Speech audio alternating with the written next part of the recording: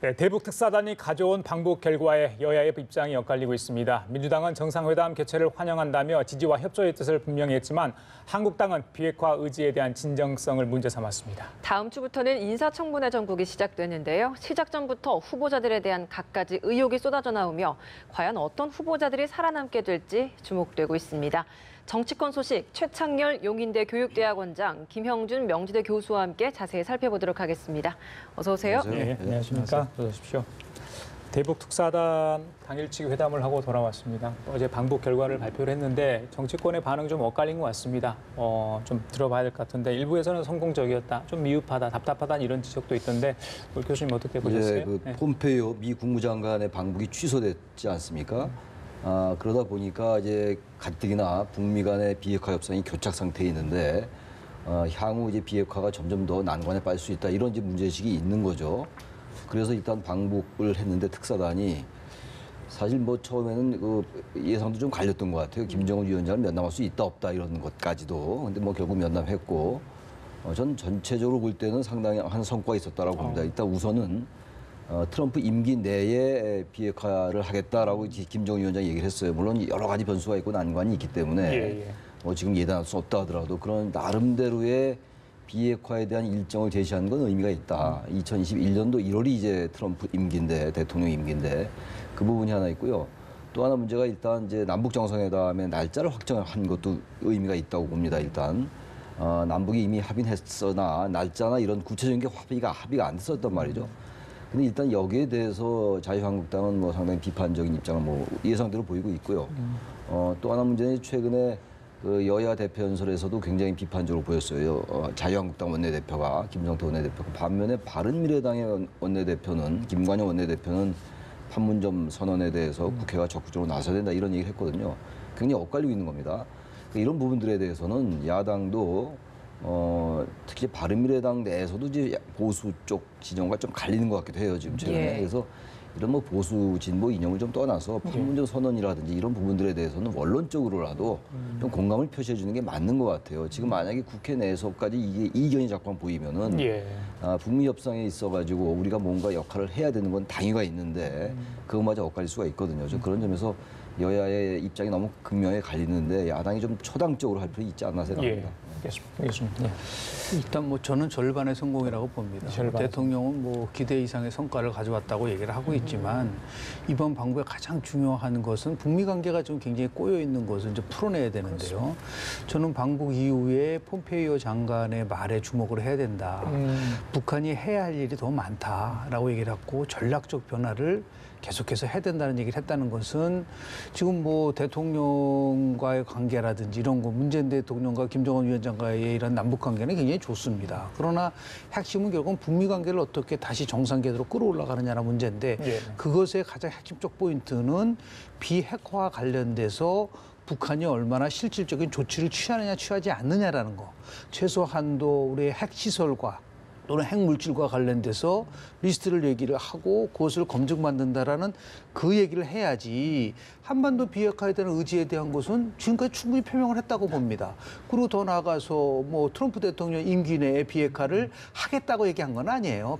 표현을 보면 물론 정확하게 우리가 워딩을 봐야 되겠지만 희망을 한다는 것뿐이기 때문에 한반도 비핵화 1년 내에 하겠다는 거는 문재인 대통령과 김정은 위원장이 지난 판문점 선언 때 얘기한 거 아닌가요? 그러니까 그 시기가 중요한 것은 아니다. 그러니까 결국 뭐냐면 미국이 납득할 수 있을 만큼의 어떠한 조치를 과연 김정은 위원장이 하겠다라는 그런 메시지를 갖고 왔느냐. 근데 그 부분에 대해서는 아직 굉장히 빅퀘스천이에요. 다만 대통령이 이제 9월 18일 날 평양을 방문해서 남북 정상회담을 할 때 그 카드를 쓸 가능성은 좀 있다고 봐요. 그러나 특사단의 문제를 가지고 이것 때문에 굉장히 성공적이다라고 단정하기는 좀 어렵다고 보는데 저는 그 보편적으로 이렇게 좀 보면은 지금 김정은 위원장의 심적 상태는 이건 자기가 답답하다는 얘기는 뭐냐면 국회 내내 아마 관통한 이슈가 될 것 같아요. 소득 주도 성장이.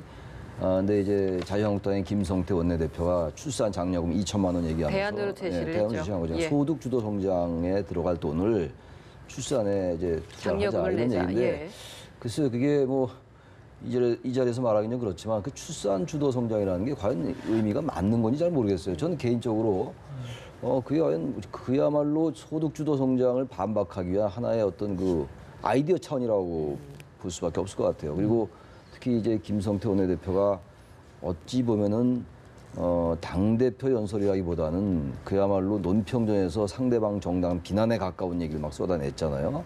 그것도 나름 이제 자신의 또 정체성일 수 있으나 그런 것들이 하나 지적을 받아야 될 것 같고, 또 하나 문제는 여야 3당, 여야 이제 그 대표 연설이 끝났는데 기본적인 공통점이 있었던 것 같아요. 협치를 강조했다라는 거. 그건 굉장한 의미가 있다. 그러니까 여당이 됐건 제1야당이 됐건 말이죠.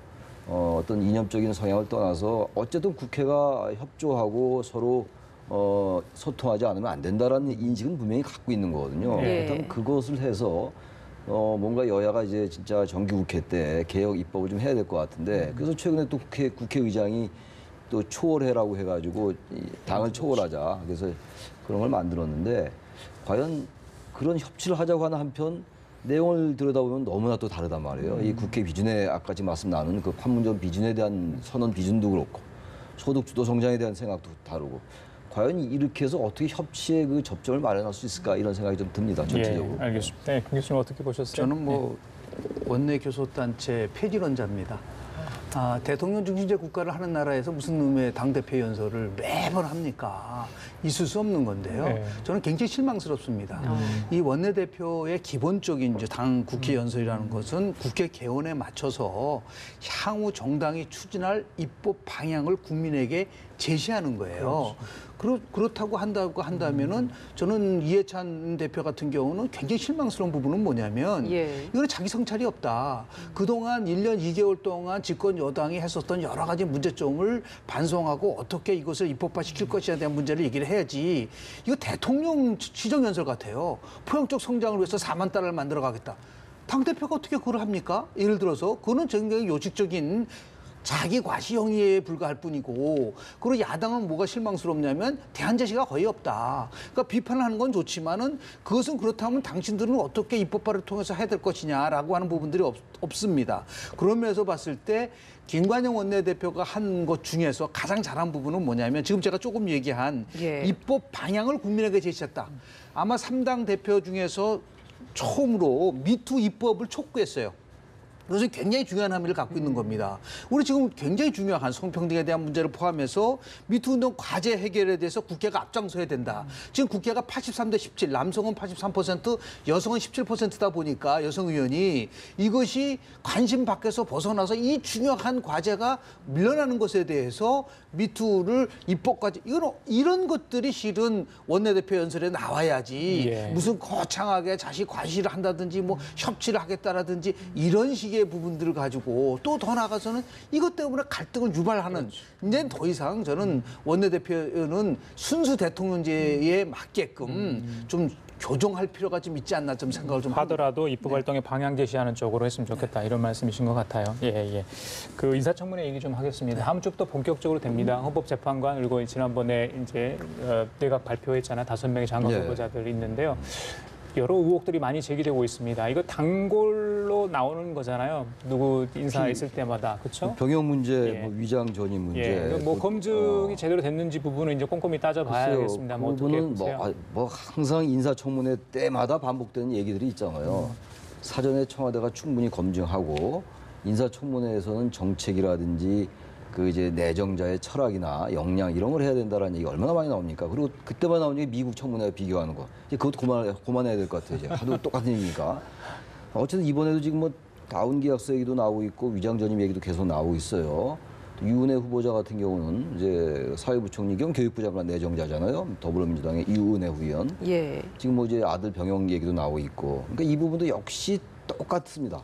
여당은 여기에 대해서 옹호하는 쪽이고 야당은 반대하고 반박하고 비난하는 쪽이란 말이에요. 그래서 결국 청문회에서는 옥신각신하다가 청문 보고서가 채택이 되든 안 되든 일단 대통령이 임명하는 이런 과정을 거쳐왔고, 지난해 같은 경우는 문재인 정부 출범 첫 해였는데 7명이 낙마했어요. 그러니까 그만큼 이제 청와대 인사 검증 시스템이 이제 잘 안 됐던 거죠. 그래서 이번에 청문회 이제 결과가 어떻게 될지 일단 두고 봐야 될 것 같아요. 예단하기는 어렵고 언론을 통해서 여러 가지 의혹은 나오고 있는데 과연 청와대가 그런 지적 이후에 인사검증 시스템을 제대로 가동해서 했는지 좀 지켜봐야 될 것 같습니다. 예. 헌법재판관하고 장관 후보자는 인준 과정이 다릅니다. 그렇죠. 장관 내정자 같은 경우는 이제 상임위 자체에서 이루어지는 거고요. 예. 투표가 없습니다. 인준 투표가 없지만 헌법재판관은 이제 그 인사청문회를 통해서 결국 본회의에서 인준 투표를 하게 돼 있는데요. 왜 이렇게 반복적으로 나타나냐는 거죠. 그 두 가지 이유 때문에 그렇습니다. 하나는 뭐냐면 장관 후보자 같은 경우는 상임위 청문회에서 보고서 채택이 되지 않아도 일정 기간이 지나면 대통령이 임명을 할 수 있기 때문에 결국은 대통령이 마음먹으면 다 임명할 수 있다는 거예요. 그러다 보니까 결국은 선정을 할 때 자신들이 원하는 사람을 그냥 갖다 놔도 된다라고 하는 그러한 관행이 나쁜 관행이 젖어 있고 미국 같은 경우 자꾸 청문회 얘기를 하고 있지만 청문회 제도가 잘못된 건 아니에요. 미국은 2단계 청문 인준 절차를 거칩니다. 상임위에서도 인준 투표하고 본회의에서 인준 투표를 한단 말이에요.